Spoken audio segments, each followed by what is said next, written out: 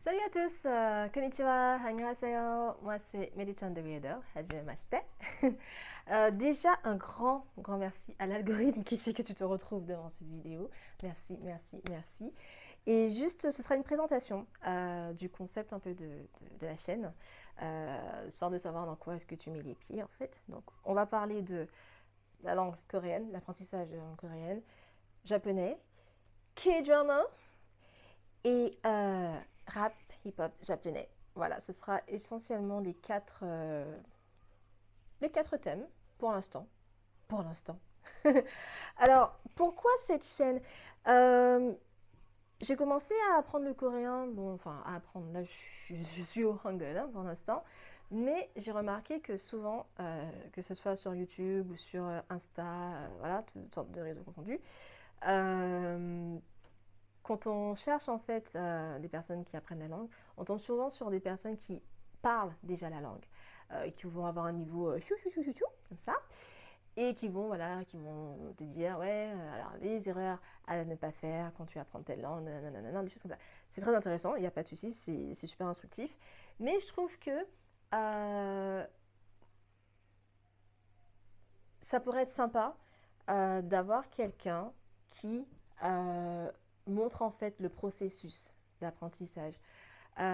C'est-à-dire, je ne vais pas forcément tout montrer, mais, mais je me dis que quelqu'un qui est dans la même situation que moi, qui apprend la langue coréenne, qui rencontre certaines difficultés, que ce soit perte de motivation ou vraiment des difficultés sur la langue même, je me dis que ça peut être motivant en fait pour cette personne de tomber sur ma chaîne et de voir en fait que moi aussi je peux galérer et peut-être que moi le fait de réexpliquer certaines choses, que ça peut être plus facilement compréhensible ou pas.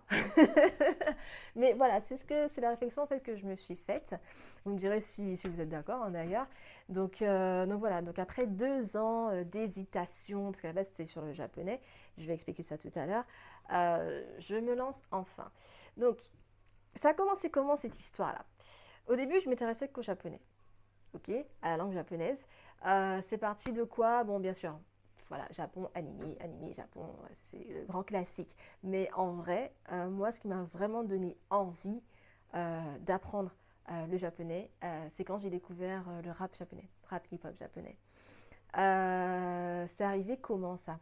Je crois qu'un jour, j'avais envie d'écouter, enfin, j'avais marre d'écouter les mêmes chansons. Et j'ai dit, tiens, j'ai bien envie d'écouter des chansons mais en japonais, mais pas style animé, pas style opening d'animé. Donc du coup, j'ai trouvé une petite playlist sympa sur Deezer. Et j'ai eu un gros coup de cœur sur une chanson et sur un artiste. Et j'ai bugué en fait là-dessus. J'ai bugué là-dessus, je crois que j'ai réécouté la chanson au moins 10 fois d'affilée. Et en fait, c'est parti de là. Donc, je me suis mise à écouter tous ces albums et tout, à le suivre sur Insta, tout ça. Et de fil en aiguille, du coup, j'ai découvert d'autres artistes. Et je me suis rendu compte que j'adorais ça, en fait, que c'était trop bien. Donc, c'est parti de là. Et puis surtout, en fait, un jour, j'avais voulu traduire euh, les paroles d'une chanson. Je suis passée par Google Traduction. C'était pas une bonne idée. En fait, il y a une chanson, à un moment, ça dit ram papa pam pam.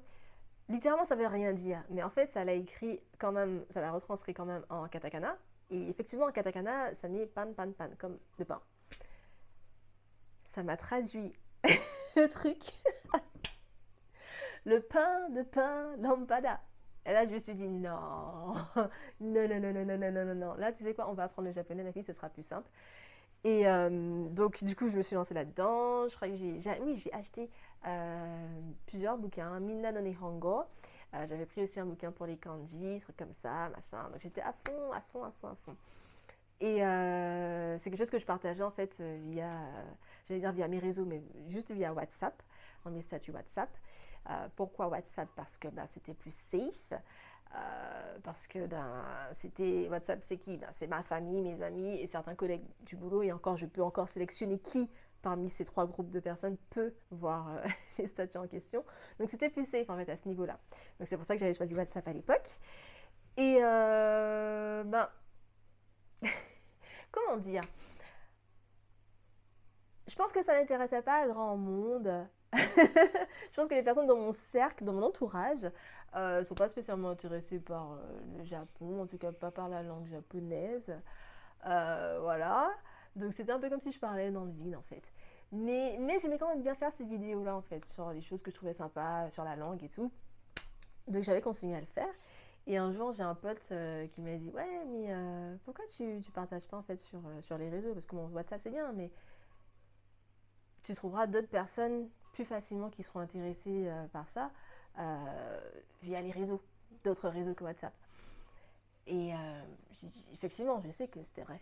Je sais que, voilà, à l'époque, je savais que c'était vrai, mais je n'osais pas encore.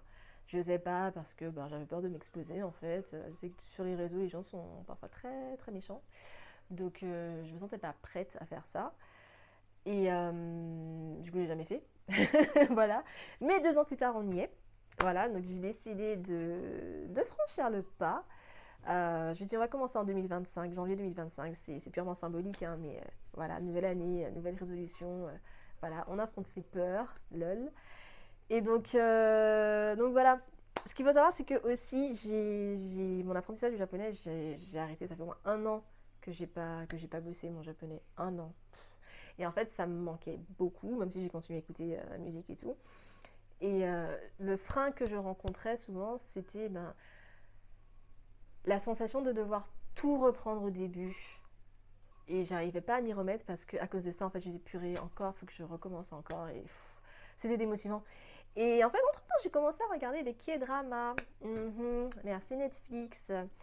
Et plus je regardais, plus je me disais, ah, j'aime bien comment ça sonne le coréen, c'est pas mal. Et ci, et ça. Et petit à petit, en fait, je me suis surprise à essayer de comprendre le fonctionnement de la langue. Alors que j'ai 0 vocabulaire à part bon, les mots que tout le monde connaît. Shival, par exemple. Mais je me suis rendu compte que quand je regardais les dramas, inconsciemment, voilà, j'essayais de comprendre en fait, d'essayer de décoder un peu la langue. Je savais par contre que c'était à peu près le même principe que le japonais, que les phrases en fait se construisaient de la même façon, donc le verbe qui vient à la fin. Donc ça je savais déjà. Et donc il y a eu ça. Et un jour je me suis dit, bah, non, j'ai trop envie d'apprendre le coréen. Et je me suis dit, pourquoi ne pas commencer à apprendre le coréen et en même temps, du coup, ça me fait réviser en fait les bases en fait du japonais. Et je me dis, mais c'est peut-être pas une mauvaise idée en fait. C'est peut-être même super motivant de me dire, ah, mais finalement, ce que je pensais avoir oublié, mais en fait, non, c'est encore là. C'est encore là. Et du coup, voilà, je me dis, voilà, j'apprends le coréen et en même temps, je me remets dans le japonais. Donc, c'est pour ça que voilà, j'ai décidé de faire les deux, entre guillemets. Et j'ai eu envie, bien sûr, de partager ça. Donc, comme je disais plus tôt, trouver une petite communauté de personnes qui apprennent le coréen aussi, ou peut-être qui ont un niveau au-dessus, pourquoi pas, voilà, créer un échange. Et voilà, si ça peut motiver d'autres personnes, j'en serais super ravie, quoi. J'en profite aussi, du coup, pour te dire que si jamais ça te branche, je vais très certainement créer une page Insta également, donc, qui abordera les mêmes sujets qu'on vient de dire, mais de manière un peu plus quotidienne. YouTube, ce sera plus un condensé de tout ça. Et donc voilà, si ça t'intéresse, je mettrai le lien dans les commentaires.